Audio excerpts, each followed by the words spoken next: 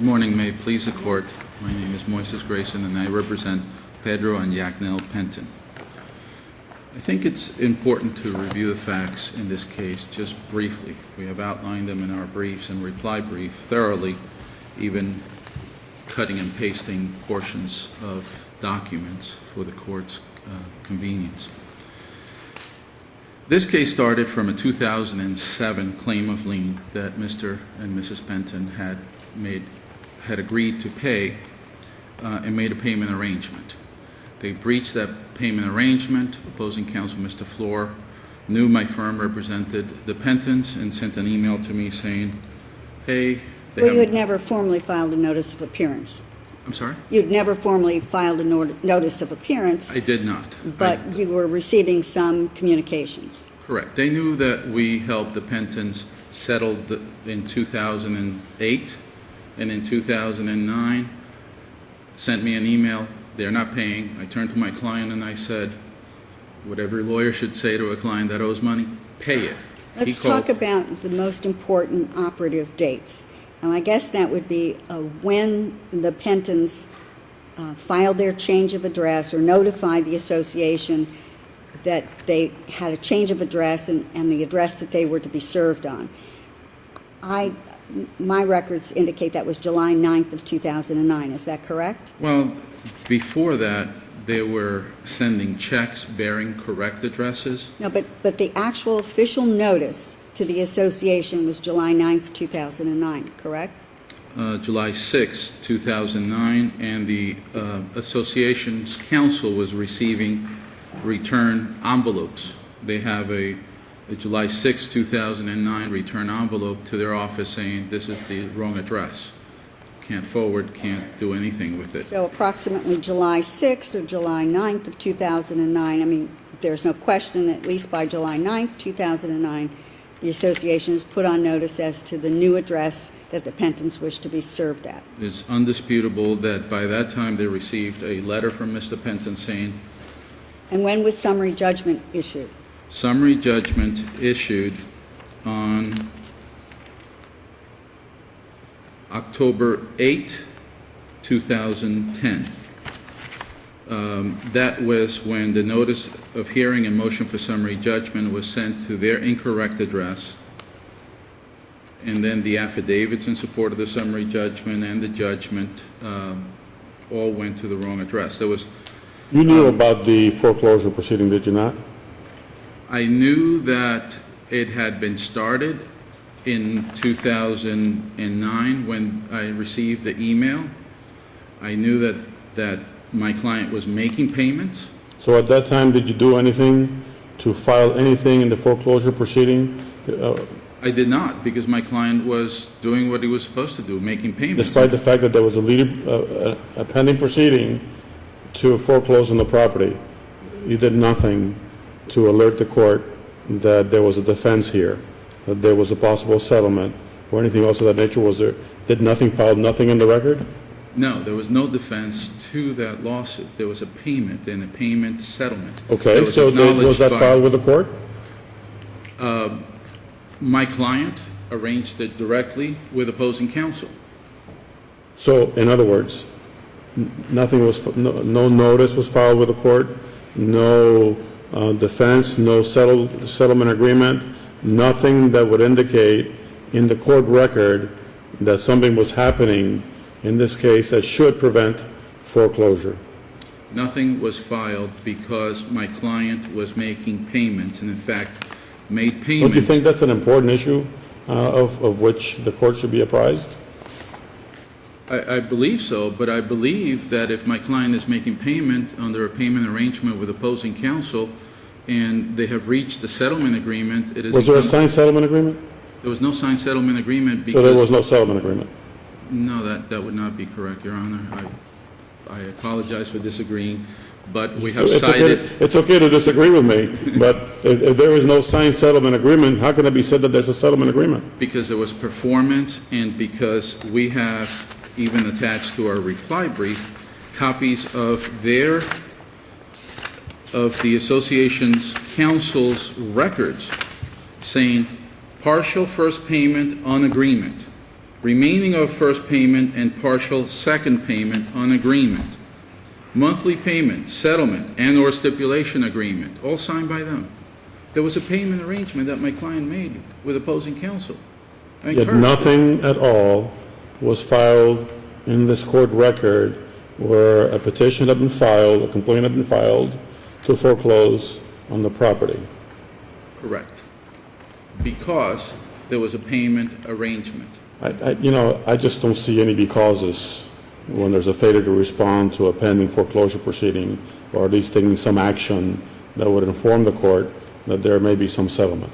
Even if it's just a motion to abate something. Judge, I had no idea that they even proceeded with the motion for default under this very court's ruling on the Gables Club Marina versus Gables Condominium in 2007, when counsel knows that there's... That was a very different case. I wrote that opinion, and that had to do with seeking a default judgment and not advising the other side that they were seeking a default judgment. That's correct. I would hope so, since I That wrote is it. correct. But here, they didn't advise me that they were seeking a default final judgment or that they were moving forward for summary judgment. In fact, in In that particular case, what happened is counsel then went in after the default judgment was procured. They went into the trial court and they said, you shouldn't have entered a default judgment because we weren't on notice that a default judgment was being sought. if Your Honor recalls, that was my case, yes. But the default was granted, the motion for default was granted Right. on June 16, 2009, which predates the notice of change address. That's okay. That's okay So that you're not they were disputing defaulted. the default. It's what occurred subsequent to the default. We're saying, look, fine, you default them, fine. But in September 3, 2009, and in December 29, 2009, the association's counsel wrote to Mr. and Mrs. Penton at their correct address. And then... You're re-arguing everything. Unfortunately for you, our standard here is gross abuse of discretion. Tell me how Judge Bagley committed gross abuse of discretion in this case. Because under the Taylor versus Taylor case, the last known address is the address that you know of. That's re-arguing the case. You had that argument before the trial judge, correct? Correct. You lost. Yes, we did. Do you get de novo review now? No, but I believe it is an abuse of discretion, It's a gross abuse of gross discretion. abuse of discretion, if to rule that even though the association's counsel actually had notice of the address, and they wrote to my client at their correct address, to then start sending all the pleadings to the wrong address. There's no notice. And my client was deprived of his right of redemption. There should have been notice of the unliquidated damages of attorney's fees that were granted. There should have been a hearing and notice on that. They just sent everything to the wrong address.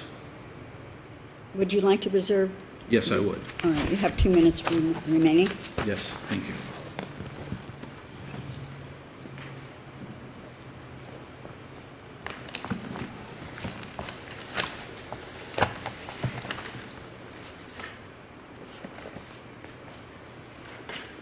Good morning. May it please the court. Jonathan Mofsky on behalf of the appellee Sable Chase Condominium Association. Jonathan Alfonso is here appearing on behalf of PJT Property, which is the third-party purchaser in this case, and Mr. Alfonso has requested 2 minutes. So I'd like to take the first 8 minutes and reserve the balance for Mr. Alfonso's argument. Thank you. Why don't you start at the following point?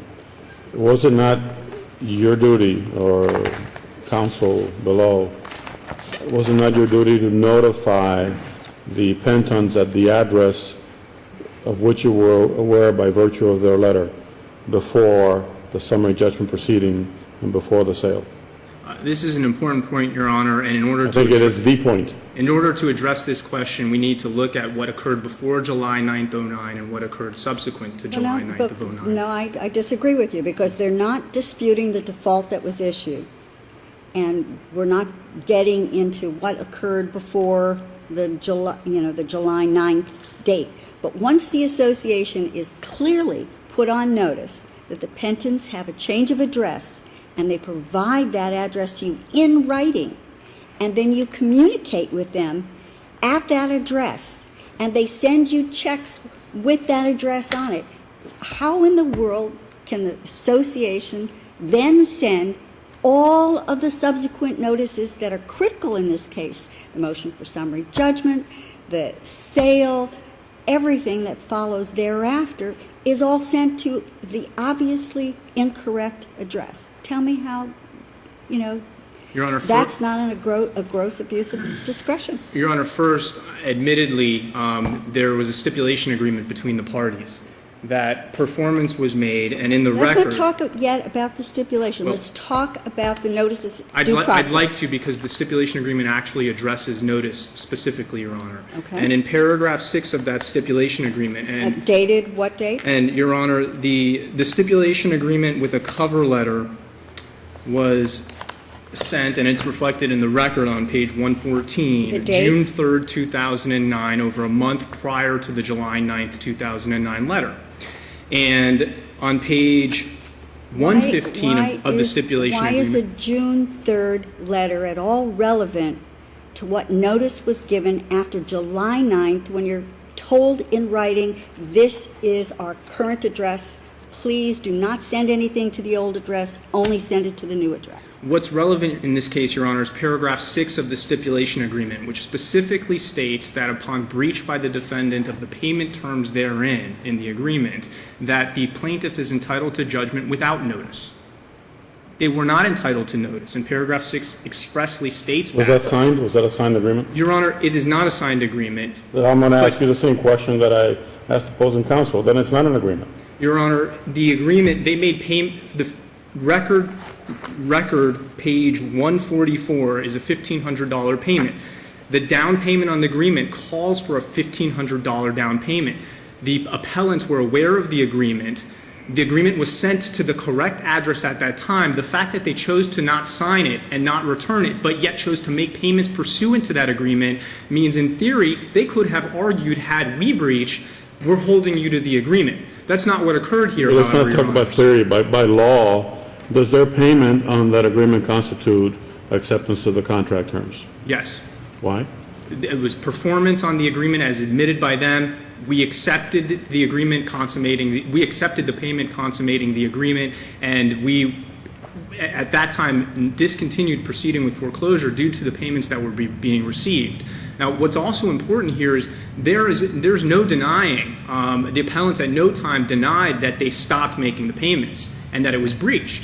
But tell me how notice to an incorrect, you say you don't have to give them any notice, but you then claim that you did give them notice, but at a completely incorrect address. Why even bother if you're operating under that agreement, that settlement agreement? If you're operating under that agreement, then you didn't have to give notice, so then why give notice? Well, and if you're going to give notice, why don't you give it to the address you know to be the correct address? Your Honor, as stated in the appellant's brief, at all times, or at points throughout the pendency of the case, there were 3, 4, 5 addresses at which the plaintiff could have sent notices to. Now, most importantly, they point... But the one address that they said, do not serve us at this address any longer, is the only address of the 5 that you could have used that you chose to use. Well, Your Honor, it was the then business address of Mr. Penton. They knew... But if you're going to foreclose on a residence, an apartment, shouldn't you be serving at a normal place of abode rather than a business address for which the Pentons say, do not service at this address? And obviously they did that for a reason, because they're either not always available at that business address or are concerned that they may not get the notice at that address. Again, Your Honor, it's also the steps, though, that the Pentons took to correct this. It was one letter, July 9th of 2009. And communications from the association to the Pentons at that address, and every check thereafter with the correct address on it. Actually, my understanding is, and the record would show, that the checks had different varying addresses, but also the July 6, 2009 returned mail, which was produced to the court, which the court reviewed, among all of the other unusual facts in this case, has a different address. And that address, that But course. did any check or any communication from the Pentons after July 9th, 2009 ever have the incorrect address on it? The address you chose to serve them at? No correspondence subsequent to that from the, well, Your Honor, we didn't receive any notices in the case or filings in the case, and we were never advised other than through correspondence. The answer is no, but we received one letter July 9th of 09 addressed to a paralegal at the firm for the plaintiff. Now, subsequent to that, the only other correspondence received addressing the address issue was subsequent to entry of the final judgment dated December 8th. But you communicated with the Pentons at that address they provided to you on July 9th. So don't claim that you just didn't know what the correct address was because it was one letter that went to a paralegal. You obviously knew what the correct address was because you then communicated with them at the correct address. And I'm not claiming, Your Honor, that additional addresses were not received. My point is that a stipulation was entered into. Paragraph 6 specifically states that upon breach, which admittedly occurred. Did Judge Bagley have that stipulation before him when he decided the matter? Your Honor, he did. In fact, the record. So you said he did or didn't? Well, Your Honor, what he had was. Did you say he did or did not? Your Honor, I would say yes, he did, but I'll clarify what I mean by that.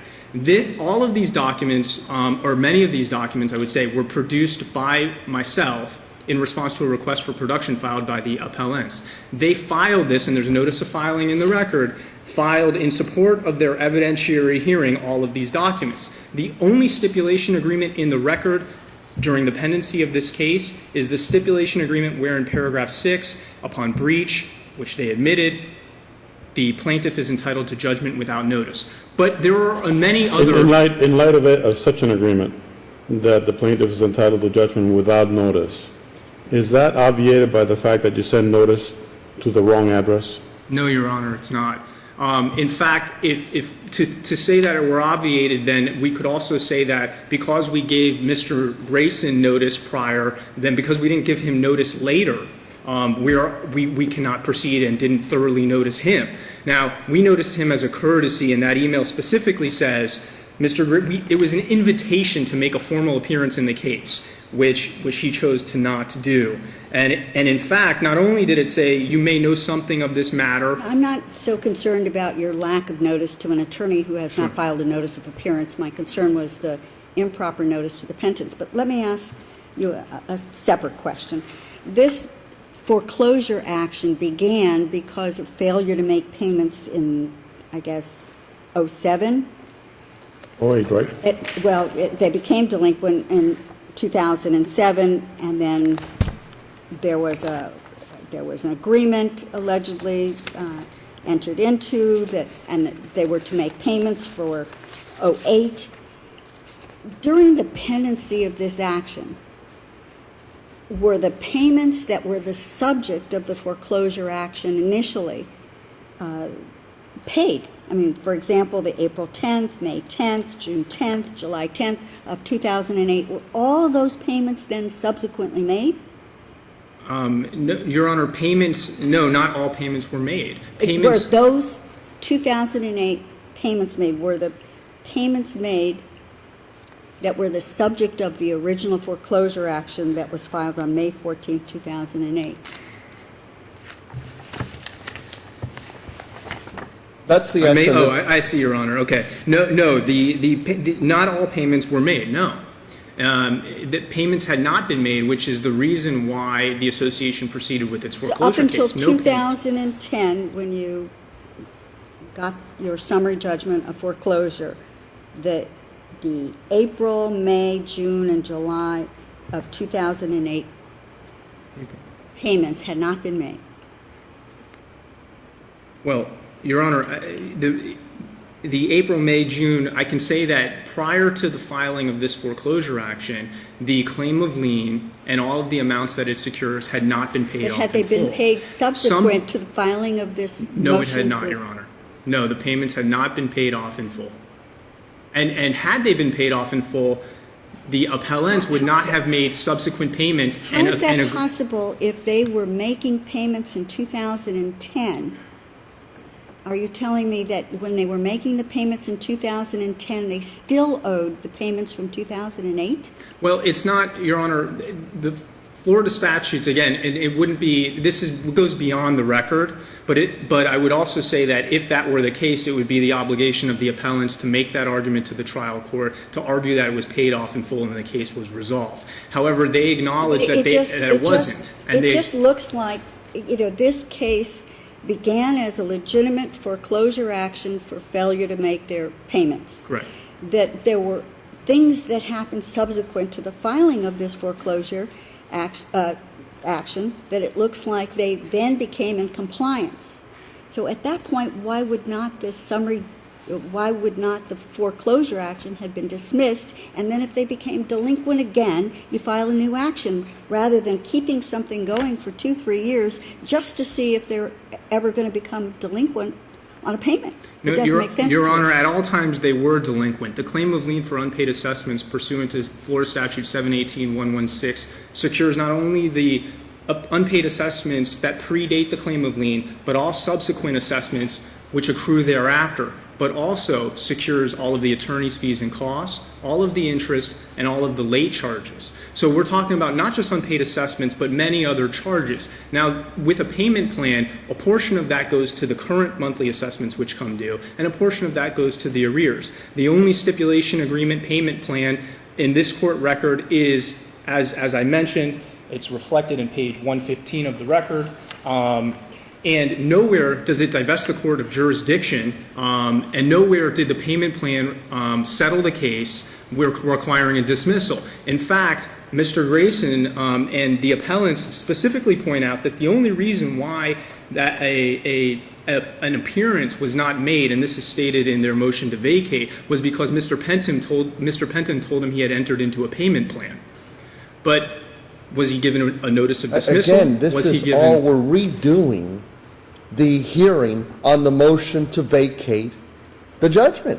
What we have here is very simple. You have a lawsuit that was filed that they chose not to answer, that they chose not to hire counsel for, that the trial judge specifically found that they did not exercise diligence, and that's what we're dealing with. And now we have to decide whether the trial judge committed gross abuse of discretion in his determination. That's what I'm here for, at least. I'm not here to rehear the entire case. I agree, Your Honors, and my point exactly is that it was not a So since I'm here for the same thing, did Judge Bagley commit a gross abuse of discretion in denying their motion? No, Judge Bagley. Why not? Judge Bagley did not. Judge Bagley did not commit a gross abuse of discretion because, number one, their argument that the Pentons were not properly served because of defective service. They was an obligation to prove that clear and convincing evidence. Just one last time, did Judge Bagley have before him that agreement that said that there was no further notice was required? It was filed by the Pentons, Your Honor, for purposes of the evidentiary hearing. The notice of filing specifically says, by and through undersigned counsel hereby gives notice of filing documents produced by plaintiff in response to defendant's request to produce documents at evidentiary hearing. This was all of record. Right, and Judge Bagley had before him a complaint for which there was no answer and for which there was no notice of appearance. Yes. Judge Bagley did have that. And Judge Bagley, after conducting a 35-minute evidentiary hearing, made a decision after considering all of the facts and specifically stating he considered all of the exhibits, as well as all of the arguments, as well as all of the case law, denied the motion in all respects. And I would request that this Court affirm Judge Bagley's order. Thank you. Thank you, Your Honors. I've let you go over the time, but I will give you your 2 minutes. May it please the Court, Jonathan Alfonso. I represent the third-party purchaser at the March 18, 2011 foreclosure sale. And Judge Cortinas has basically taken my argument, which is there was no gross abuse of discretion. If you actually look at the brief filed by the Pentons, they argue that the standard of review on this appeal is de novo, and it is not de novo. It is a gross abuse of discretion by Judge Bagley. And when you look at the facts of this case, there was a settlement agreement entered into in 2008 between the parties. The Pentons failed to fully execute and comply with that agreement and make all the required payments. As Your Honors are very The Pentons argued in their brief that that agreement was in place and that it was in fact an agreement between the parties, correct? Their argument is that yes, Your Honor. The one that's not signed, they're arguing that it's an agreement between the parties. Yes, Your Honor. And Your Honor is faced with the same dilemma that I was faced because I represent the third-party purchaser. What Your Honor has to understand is I come in after the judgment is entered, and the only documents available to me are the court file, which, as Judge Cortinas has addressed, had they filed a notice of appearance, had they filed any documents whatsoever, my client would be on notice that there was some sort of issue between the parties with regards to payment. Now, if Your Honor looks at the record, pages 73 through 158, you will notice there's plenty of check stubs, etc., but you will not find 4 complete payments complying with the settlement agreement that is contained therein. My understanding was Mr. Mosky's office was generous enough to offer them a payment plan, and they had 4 payments to make. Those payments, I believe, were in the amounts of $1,500. They did not make all 4 payments. Now, as Your Honor has noted, there was payments being made from January through June of 2010. Those payments were $170.10. Those were just the monthly assessments that were accruing, but the Pentons never fully complied with the settlement agreement if we are going to assume that the settlement agreement was in place. So while they were making the 2010 payments, they still owed the payments from 2008? That is my position, yes, Your Honor. That's what I believe from my review of the records, because there is no evidence that they fully complied with the agreement and made the payments, and they are not reflected in the record. And these are the documents produced by Mr. Mosky's office, which were filed by the Pentons in the lower court proceedings.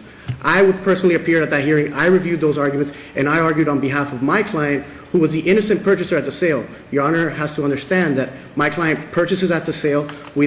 My client then subsequently needed to divest itself of this interest, transferred it to another party, who then sold it to a bona fide purchaser. At this point, Judge Bagley was faced with $7,800. Your Honor, it was actually $14,100. $14,100. But, Your Honor, also calculating into that value, you have to understand there was a first mortgage on the property. And all this is nice and well, but it has nothing to do whether Judge Bagley committed gross abuse of discretion. Right. Well, my argument is he did not commit gross abuse of discretion, factoring in everything I have just presented to the court. Thank you very much. Thank you very much, Your Honor. And in rebuttal, I'll give you 2 minutes, but no longer. Thank you. Couple of points. Bagley did not have the stipulation when he ruled originally on the final judgment of foreclosure. He was not told by... So what? Doesn't matter. The difference with this case, as opposed to a tax lien case, when there's a deficiency in a tax lien case that the county sends out, and they send it out to the wrong address, and they've got the right address, we deal with these issues and we consider them. This is an entirely different case. Here is a foreclosure action, a legal action filed against your clients for which there is no answer and no notice of appearance. There's continued discussion with counsel. There's a supposed settlement agreement, signed or unsigned. What do you do when the trial court specifically found a lack of diligence on the part of your clients? In the record before us, we have no complaint and no notice of appearance. How are we to find gross abuse of discretion? Because I believe that the court below grossly abused his discretion in that no notice was given to the Pentons of any of the proceedings after You they had told... notice of a complaint for which there was no answer and no notice of appearance. Correct, but it's no different if there's an attorney on the other side or the Pentons on the other side actually making payments, the payments that are due. And they actually sent a letter... It makes a huge difference if the Pentons are consulting with an attorney, and the attorney knows the nature of litigation, the nature of a foreclosure complaint, and they choose not to file an answer, or a notice, or even a notice that there's a settlement, whether signed or unsigned, or anything at all. Forgive me, I don't mean this is a personal attack, I truly don't. No, it's but I have a hard time getting around that. I have a terrible time getting around that issue. You have to have done something below to show diligence. Let me explain to the court. My client owed the money. My client told me, don't do anything, I'll pay it. I'll call them and I'll make arrangements to pay it. He did. He made the payment. In fact, he sent them a letter on July 9th saying, I'm not familiar with this settlement payment that they talked about. However, in good faith, I'm making the payment requested. He kept on making payments. I understand that they probably wanted to save money and not pay your fees, and I'm not going to ask you whether or not you advise them that they should file something, because that would intrude into the attorney-client privilege. But something should have been done.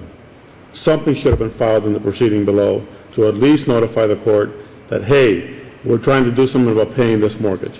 The abuse, the gross abuse of discretion is in that Penton did not receive any notice after they corresponded with him at the correct He address. waived notice. He didn't waive notice because he never got the agreement. It was sent to the wrong place. He made the payments. But he made the payment on the He agreement. had to have gotten the agreement, because if not, he's making a payment based on error messages. No.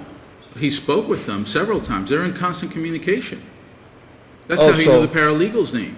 He was constant communication, emails. They're all attached to my reply brief. Copies of the checks, 1,500, 825, 996.76. These are odd numbers. And you're not involved in all, during the payment of these No. checks? No, he told me he reached the settlement directly with the And association you told them it's counsel. okay, to reach the settlement by airwaves? Not by airways. Your Because Honor. that's the way things are The done last in time this I spoke profession. with him was when I received the email from the association's counsel. He told me he would take care of it, and he would pay it and make arrangements, and he did. And he made not $175 payments, but in my reply brief, I copies of the checks that are in the court file. He made all those payments. They just kept it open to make sure he continued to make payments that were due in the future. And Okay, so in summary, in summary, or in conclusion, actually. in conclusion, we believe that the trial court below grossly abused its discretion because the association, in fact, had notice of the correct address to Penton. The liquidated damages requires an evidentiary hearing in the trial court below, requires notice to Penton. There was unliquidated damages in the attorney's fees that were assessed against Mr. Penton, and absolutely no notice. He was deprived of his right of redemption. We're not saying he doesn't owe the money. We're not saying that the default was wrong. Give him the default. But from then on, after they had notice of his correct address, it's an abuse of discretion to say, you don't have to give notice. You can send it to the wrong address, even though we're getting the envelopes back that says bad address. Thank you, Your Honor. Thank you very much.